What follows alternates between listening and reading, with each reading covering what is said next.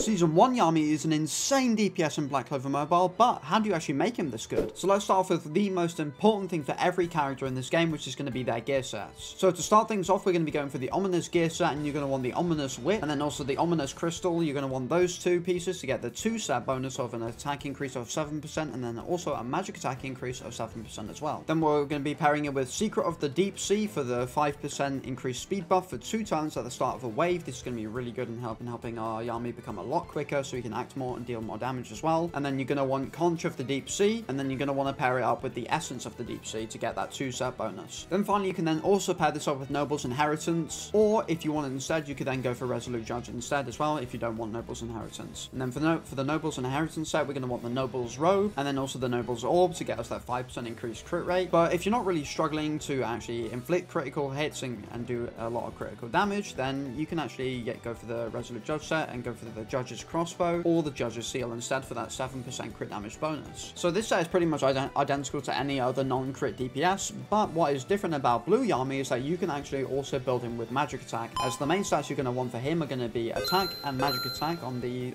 gear stats, on the main stats, and then for the sub stats you can go for the crit stats of crit rate, crit damage, attack, magic attack, and a bunch of other things. Even all the other things like accuracy, penetration can also work very well. And the reason why you can actually build him with magic attack stats and not only regular attack stats, even though he is a physical attacker, is because of his skill 1. As his skill 1 double strike is a single target damaging skill with attack damage ratios of 100% of his attack and also 100% of his magic attack as well. And then what's so good about this skill and why you actually want to build him with magic attack potentially as well is that after attacking, he will grant himself an increased all attack buff of level 1, which would be a 30% increase in his attack and magic attack, which is going to be really handy. But you can only apply this buff to himself when he has 4 or more special points. So this is why you're going to be able to build him with magic attack as well as attack, because then you can actually scale more off of his single target damage of double strike, allowing him to do even more damage as well. Which then brings me on to his skill 2, which is going to be called Horizontal Slash, and this can do 70% of his attack and magic attack as damage, and then it's going to be a purely AoE skill, so hit literally everyone. And what's good about this skill is that it will inflict HP recovery immunity on all enemies, which is really handy. So this is a fantastic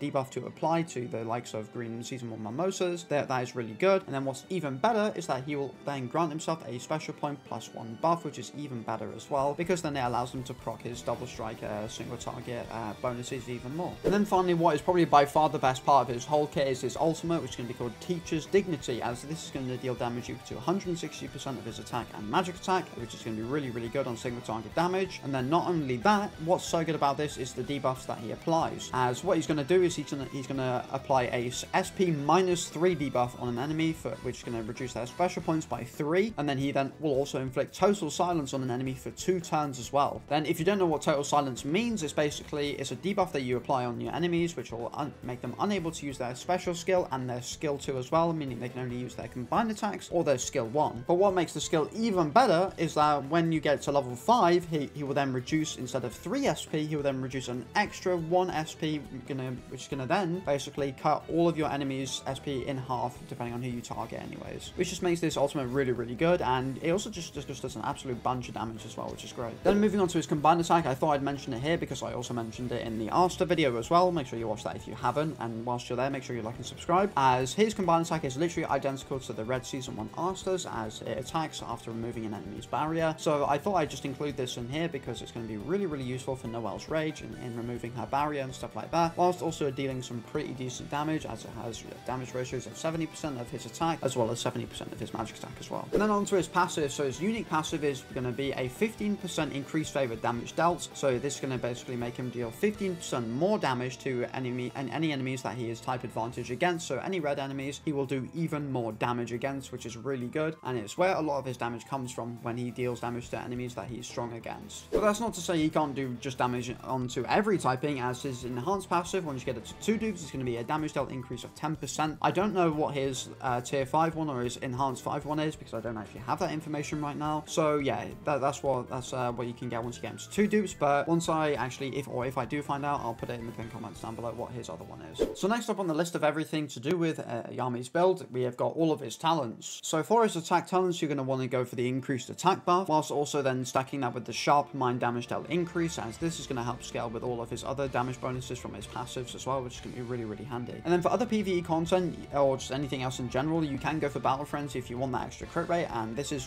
just as good. It worked completely fine, but I'd say just for more consistency, as he's not necessarily a crit based unit, I think Sharp Mind is going to be overall better. Then for defense talents, again, just like everyone else, the increased defense of 20% is going to be really, really good, and then the endurance, which is going to give even more defense and crit resistance as well, is going to be also great. This is mainly just for PvE farming, especially farming gear stages, as this defense and crit resistance increase is going to help a lot. And then onto his support talents, and this Season 1 Yami is probably going to make the best use of these support talents, as the swiftness one is actually really good for him, as he scales off of having more special points, which is going to make him really, really good, as you can use his ultimate, then you can use his skill 2, and then you can have a bunch of special points ready to go, hopefully thanks to swiftness as well, and then you can just do even more damage with your skill 1 as well, which is actually really good. And then again, just like always, increased damage resistance is good, and then if you also have a healer, you can go for HP recovery received, so you get even more healing, which is also going to be really handy. So next up we have skill pages, and he's got a lot that he can use, as obviously his best in slot is going to be his easygoing teacher, as what this is going to be able to do is going to allow him to gain even more special points, and that is going to allow him to proc a bunch of different things as well. So what this skill page essentially changes is it keeps all the same stuff of inflicting HP recovery immunity and also granting himself special points, but what it also does is it will grant an additional special point. As before, his horizontal slash would normally give him 1, but instead it's now going to give him 2 instead. And then also he's going to then remove 1 debuff from himself, and then when he removes a debuff, he will then attack